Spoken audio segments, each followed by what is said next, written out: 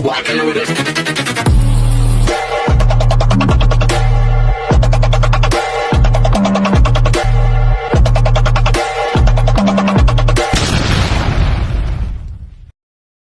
Hi everyone! Good evening! I'm back! It's your Mama Sam dito sa Sam Sam TV. Kamusta naman kayo mga amigo, amiga, kumare at kumpare? Sana lahat kayo ay okay at safe ngayong araw na ito.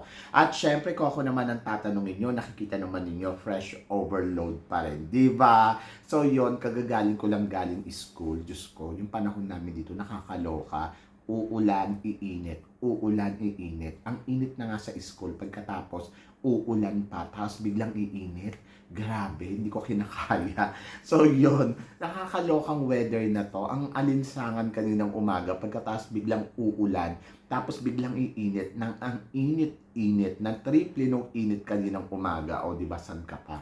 Kaya yan tuloy. Namamalat-malat ako ngayon. O, di ba? So, ito nga, marami tayong chika ngayon na talaga naman, oh my God, naloloka ako. So, sabing ganon, kung napi-feel mo na ba, ang kokoronahan dito ay si Michelle D. O, diba? Ayun yung unang tanong. Tapos, yung pangalawang tanong, sabing ganon, eto, may comment kasi si Dorothy B. Jones. Sabi niya, keep voting for Michelle D. I'm really kabado sa design ni Baumgartner. He is a really out of the touch with what pageant gown then are or well. Oh, di ba? Ayun yung sabi niya. Ako, to be honest, una, sa gown nga ni Michelle D, tulad nga na sinabi ko sa inyo, yung mga nakikita ko naman, hindi naman ganun kabongga, hindi naman yung wow. Ever since naman, kahit yung sa Miss Universe Philippines, hindi siya ganun kabongga, hindi siya yung wow, ang ganda-ganda. Pero kasi, dahil nga si Michelle D yung nagsuot, gumaganda yung gown. So, doon naman ako kampante. Isipin mo na lang, sa Miss Universe Philippines, 2 beses siya sumali, pero 2 beses siya nanalo ng Best in Long Gown. Nung unang gown na suot ni Michelle D doon, noong 2022, hindi naman ganun kabongga, pero parang gumanda siya kasi sa styling na meron ito si Michelle D. Di ba nag-wet look siya, pagkatapos parang ang fit-fit sa kanya nung gown. Pero kung titignan mo naman yung gown, hindi naman ganun kabongga talaga. Kumbaga, parang naging bongga siya because of Michelle D. And then, pangalawa, pansinin mo dito sa Miss Universe Philippines 2023, yung gown napakasimple lang nung cut. Sa totoo lang, black and then may silver sa gilid na parang S. Hindi ganun kabongga. Kung tutuusin, pag sinuot yan ng ibang kandidata, wala na, hindi na ganun kabonggacious yan eh.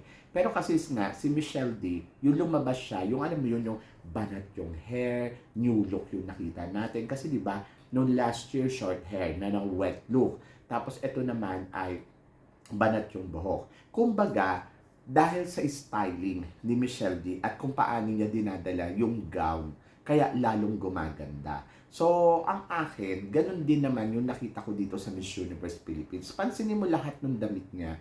And then, lalo na yung naka-tube siyang ganon na parang cocktail dress.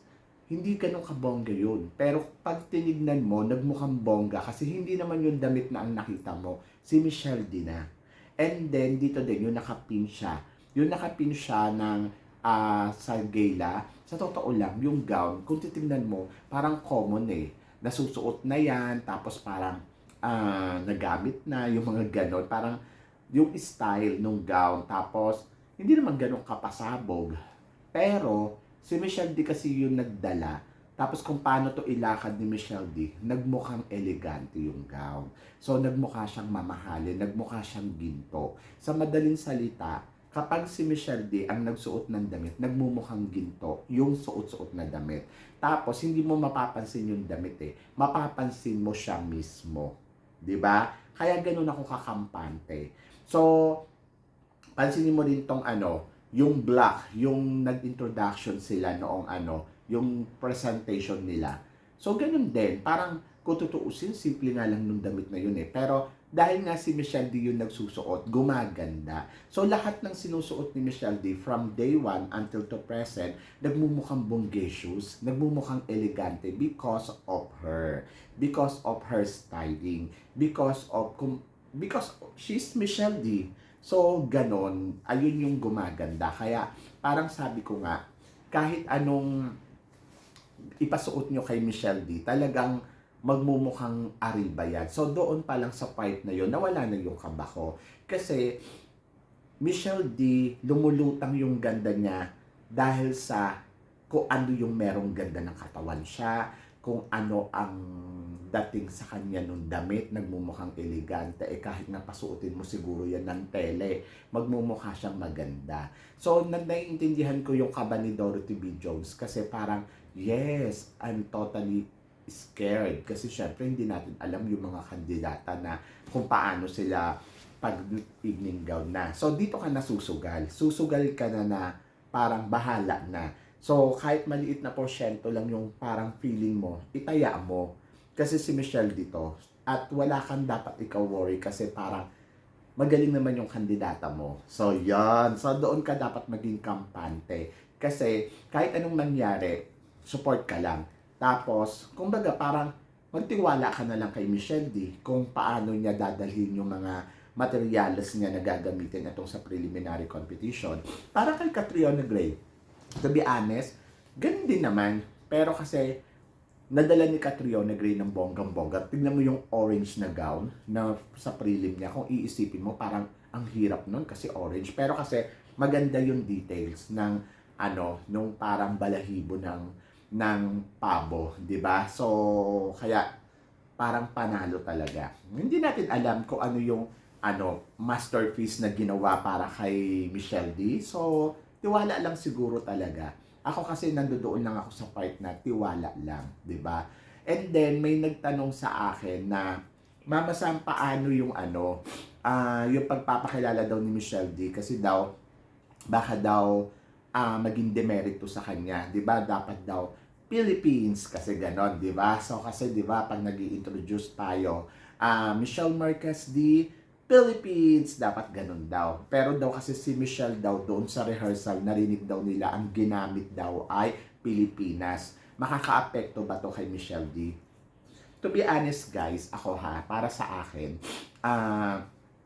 ang dating kasi sa akin, siguro nasa El Salvador siya, kaya parang to Spanish, di ba? Spanish word, gumamit siya ng Pilipinas. Pero siguro na itanong niya muna to doon sa organization mismo na okay lang ba kung gamitin ko ay Pilipinas or gamitin ko ay Philippines. Kasi di ba nga, oo nga naman, sash mo Philippines tapos Pilipinas yung binabanggit mo. I think natanong na to ni Michelle din ng maayos do sa organization bago niya siguro gamitin. Kasi hindi naman yan gagamit lang ng ganun-ganun lang kung hindi naman yan natanong, di ba? So, wala tayong dapat ikaw-worry doon. It's okay. So, kung alam natin na parang siguro na-aprobahan na gano'n na sasabihin niya, eh di hayaan na lang natin. Pero kasi ako sa kanya, mas maganda siguro gamitin na lang niya Philippines, di ba? Para wala nang mga issue-issue. Pero parang feeling ko naman, naitanong yun ni Michelle D at parang wala namang magiging kaso kung gagamitin niya ay Pilipinas sa Miss Universe, di ba? So, yun, nakakaloka. So, eto na, yung sabing ganon, napi-feel mo na ba na si Michelle D ang kukuha ng corona dito sa Miss Universe? To be honest guys, una sa lahat, madaming kalaban. Tapos, yung maraming malalakas. Hindi nga natin mapredict kung sino yung papasok sa top 5 kasi paiba-iba eh. Merong Puerto Rico, magaling si Colombia, merong si Venezuela, si Nicaragua, Dominican Republic, yung iba naman parang sinasabi, ay naku, may El Tocuyo to si Nicaragua, may El Tocuyo si Dominican Republic. Don't worry, kasi para sa akin, siguro focus muna tayo dito sa preliminary competition. Tignan muna natin kung ano yung mga materyales ni Michelle D at kung ito ba ay panalo ba yung performance na ipinakita niya. So, sa na magsisimula ang preliminary closed door interview, kung di ako nagkakamali ay sa 15 o kaya bukas, di ba? Kasi parang ahead sila doon ng konting parang ahead tayo, di ba? Oo, nauuna yata. Delay sila. Oo, delay sila kasi nasa Amerika sila eh. So, delay. So, ako para sa akin, hindi tayo dapat mag-alala.